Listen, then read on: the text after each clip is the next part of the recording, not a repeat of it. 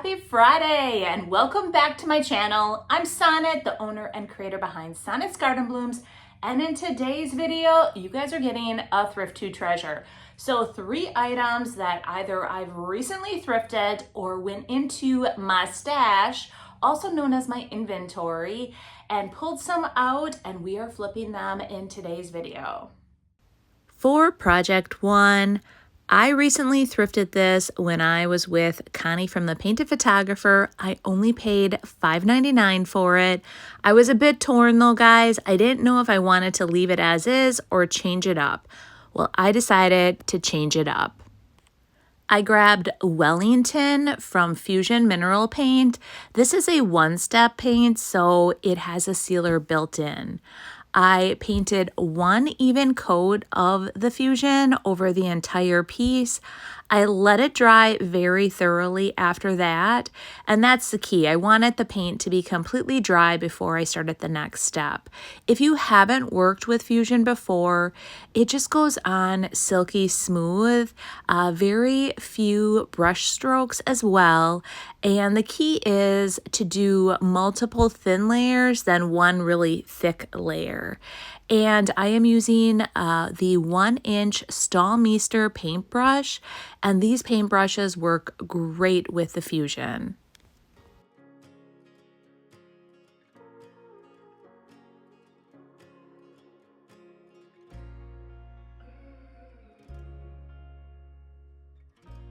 Now that my piece is dry, I am using DIY's Crinoline. And if you haven't used DIY paint before, it is a clay-based paint and it does need to be sealed. So it can be reactivated with water up until you seal it. So what I'm doing here is I am applying 1 even coat of the DIY paint. I'm going to let it dry, come back, and I am going to apply a second coat. DIY paint does have really good coverage.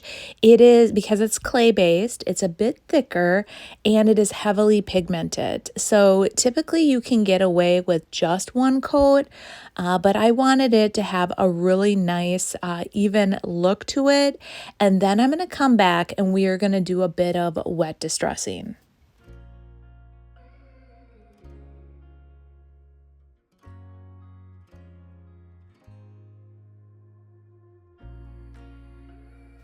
It is completely dry, and I am taking just a damp rag and I am going to rub it all over the raised edges.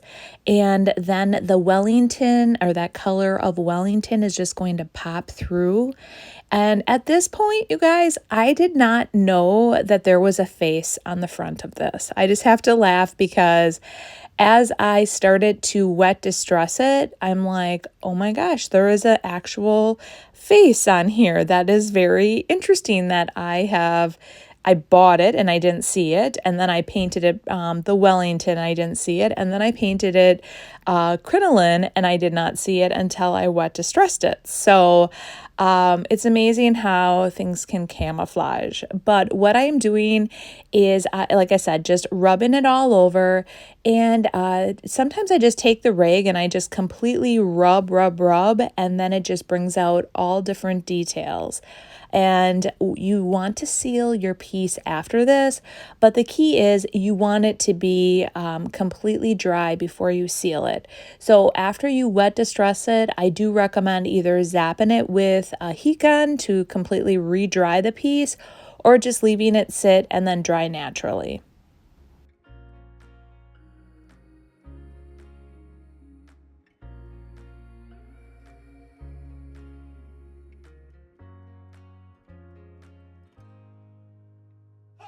I'm using DIY's Big Top to completely seal my piece. Anytime you do use the DIY clay-based paint, it does reactivate with water, so you want to seal it with some type of top coat, whether that be DIY's Big Top or like a poly acrylic. You can use a wax, so any of the clear waxes, dark waxes, or any colored wax.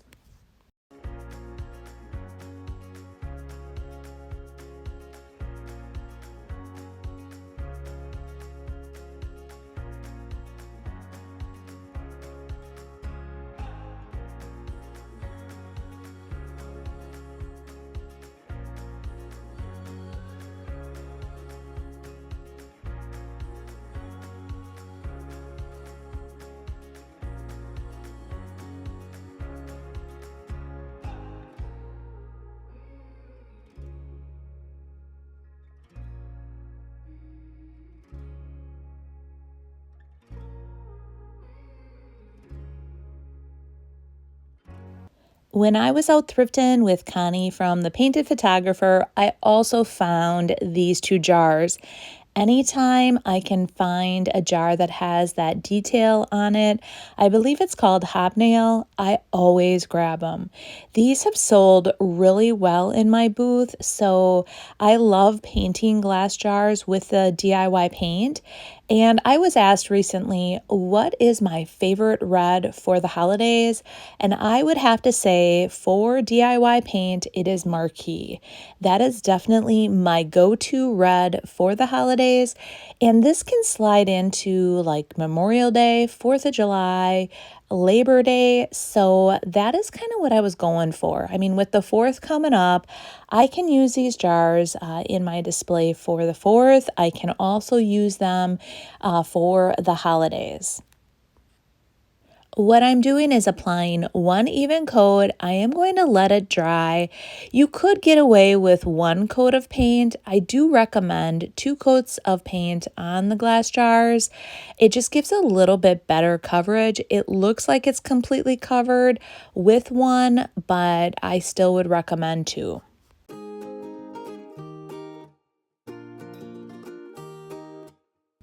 The question always comes up that won't this chip or peel off?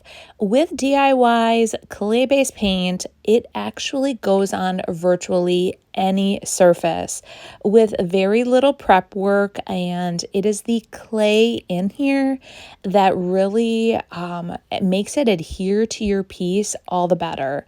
Now, once you seal it and you let it cure, it turns rock hard. So there is no chipping or scratching. It is on here.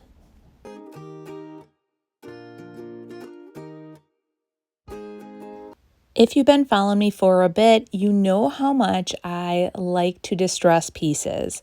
And with the DIY paint, the easiest way to distress is using the wet distressing method. It's just taking a damp rag and rubbing over all the raised areas. You can definitely use sandpaper to do this. It just creates a little bit of dust, and this gives you less dust and more control over where you distress it. So like I said, I'm just taking a damp rag, rubbing all over, and then the nice thing too is you can take that rag and just rinse it out and reuse. After you're done wet distressing, just set your pieces aside, make sure that they're completely dry, and then that's when you're going to seal it. Here I'm using DIY's Big Top to seal both of these glass jars. A pro tip for anyone sealing the DIY paint is when you are applying the sealer, use a very light hand. Don't put a lot of pressure on your piece. So what I like to do is load up my paintbrush with the top coat, apply it, and then lightly brush it over.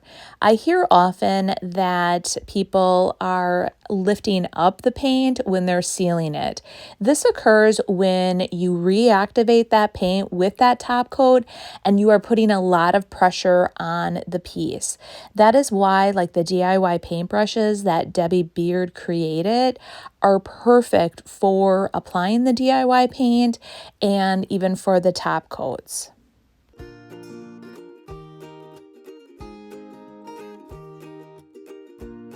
The jars are officially dry, and now let's add a little bit of decor.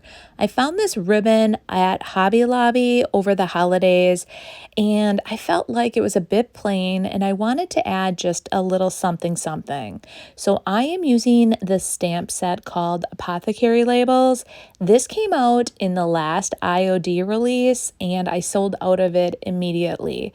I thought it was one of the best things the IOD sisters came up with because it has very tiny fonts. It is currently still out of stock at this point. They are getting it back in by the end of June. So fingers crossed, you guys. I'll have it back in stock real soon. It does come with 4 different small fonts. So what I'm doing here is I'm taking a thin mount and I am writing out a word to hand stamp on this ribbon. So I decided to use the word grace. I always say, give myself a little grace. From there, I'm taking IOD's permanent black ink and I am inking up that word. Now, my vision here is I want to stamp grace over and over and over on this ribbon. So I start on one end, I lay it down, and ever so gently I just rub over the word, and it has a perfect stamp. I then re-ink, I lay it again, lightly rub over it, and there you have it. So I just want to repeat this pattern all the way through on the entire length of the ribbon. And I think this looks really cool. I haven't seen anything like this on a ribbon. And it just, like I said, it's a good reminder that we should give ourselves a bit of grace.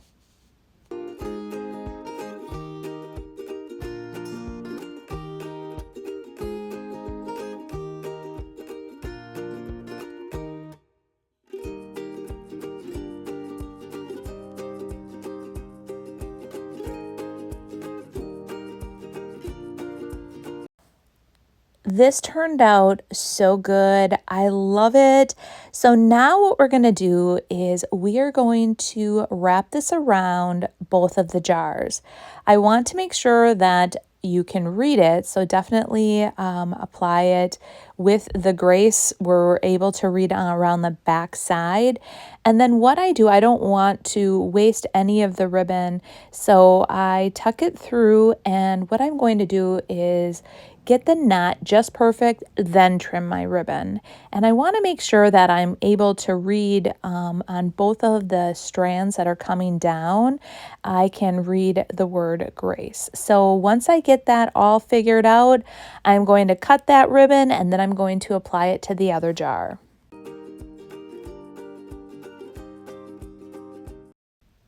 This ribbon is not permanent, so you can definitely interchange it for your different holidays. Keep in mind too, you could stamp out Merry or Merry Christmas or Happy Holidays, whatever you want, you can stamp out so easily. So it's such a great way to really add a little something to your ribbon and then again, make it interchangeable on your project.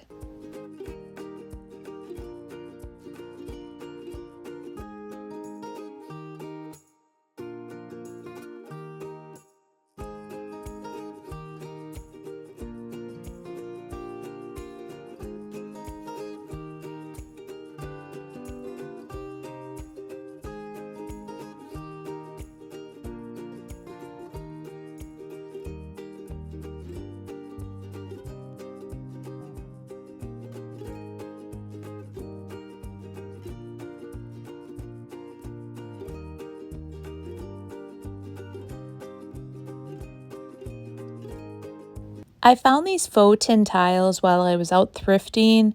I did not like the wording though. I felt like it took away from the tin tile. I thought, well, let me try soak off. It soaks everything else off. Maybe it will get rid of the wording. And as I started rubbing, it did just that. I got a little crazy though in a couple areas and it took off some of the white and more of that black showed through underneath. And when that happened, that's when I decided to embrace that a little bit more. And I decided to soak off some of the other areas just to make the black pop a little bit more here and there.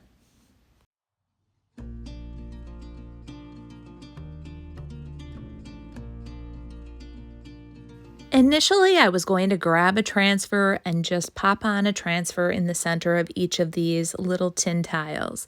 But then I remembered the Bird's Masterboard from my Maker's box, and I felt like it was the perfect color to go on the Maker's box. So I thought, well, I am going to just find two little areas of the paper, and I'm going to add those to the center. So I found this beautiful butterfly with some really beautiful font. I thought that would be perfect for one of them. And the nice thing about the decoupage paper is you can just just take a bit of water and a paintbrush, and you can finagle whatever shape or size you want. So I would just add a little bit of water and then peel away the excess. I went back in and I really love these stamps. I also like that pop of the pink from the rose. So again, I just outlined the area that I wanted to use, took my finger and then just ever so gently pulled away the paper that I wanted. And again, there was just a few little spots that there was too much, so I just added a little bit more water, pulled away, and it was perfect.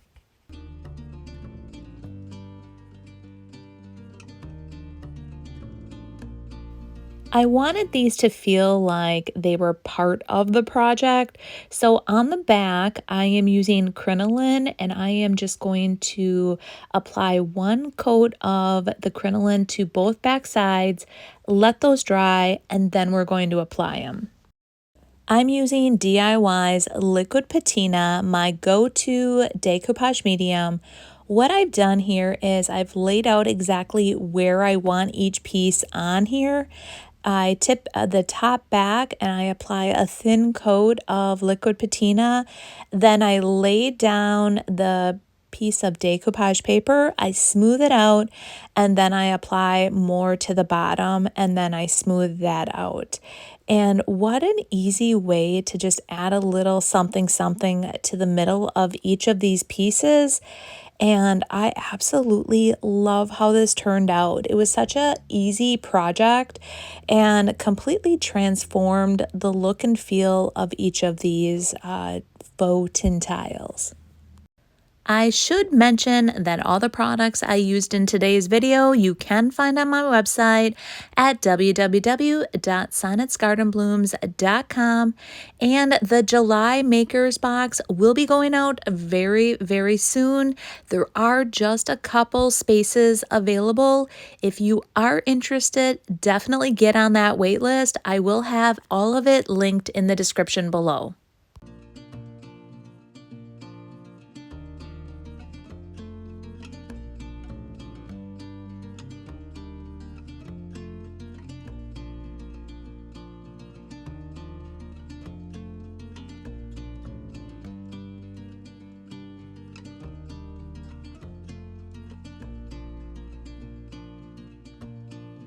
What did you guys think? Honestly, I loved that ribbon, you guys. I am going to be using that on so many different projects. I came up with it and I thought it would be perfect for that. And initially I was like, it's going to be perfect for Merry Christmas or Happy Holidays. And then I thought I can use it right now and I can slide it and transition it then into the upcoming holidays. So I hope you've enjoyed today's video and are inspired to try some of your very own thrift to treasures, or like others call them, thrift flips. But yes, this coming week is going to be so busy. Actually, the next 2 weeks of my life are going to be so busy. We have next week, I am starting to pack the July Makers boxes. So I have everything prepped and ready, and packing begins next week.